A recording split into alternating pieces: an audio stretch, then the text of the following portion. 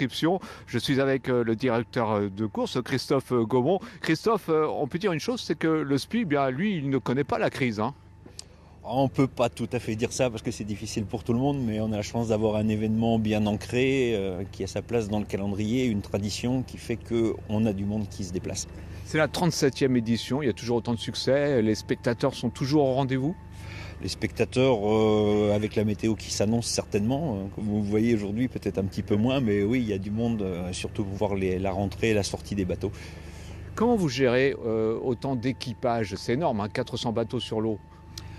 C'est une organisation rodée, on a des postes d'inscription bateau par bateau, les bateaux sont divisés en zones de course, on a maintenant des moyens de communication par radio, par téléphone pour essayer de coordonner l'ensemble, mais ça fait du monde, mais on y arrive.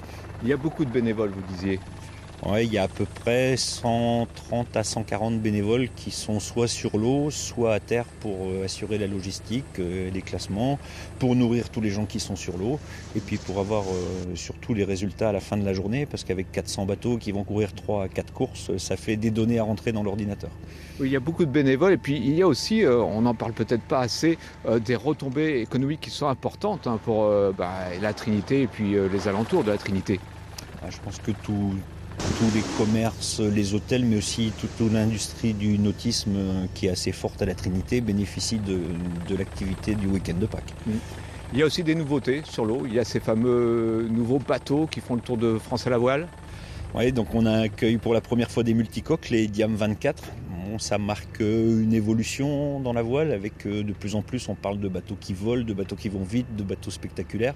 Le Diam 24 est un petit peu dans cette optique, même s'il ne vole pas, c'est une évolution de ces dernières années.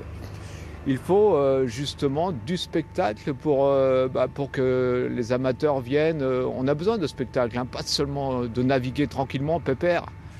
Il y a besoin de spectacle, il y a besoin aussi parce qu'avant tout la voile c'est se faire plaisir, il faut que les concurrents se fassent plaisir à naviguer, à régater, les supports, les bateaux changent, les bateaux sont différents, faut rester dans le temps présent et pas continuer une tradition sans évoluer. On a l'impression que le SPI Ouest France, c'est aussi un peu la fête, hein, de tous ces amateurs et professionnels de la voile. Vous avez, vous, un très bon souvenir et un très mauvais aussi, tiens. Un très bon souvenir, c'est tous les ans, le dernier jour, quand tous les bateaux sont rentrés, que tout le monde est en sécurité. Ça reste un bon souvenir. Après, c'est plutôt l'excitation avant. Les mauvais souvenirs, pas forcément, mais en fait, on est assez tôt dans la saison. Le SPI, c'est une régate où tout peut arriver. On peut avoir du vent, on peut avoir trop de vent, on peut avoir pas de vent, on peut avoir, comme il y a eu une année, de la brume, on peut avoir des manifestations qui nous empêchent de sortir.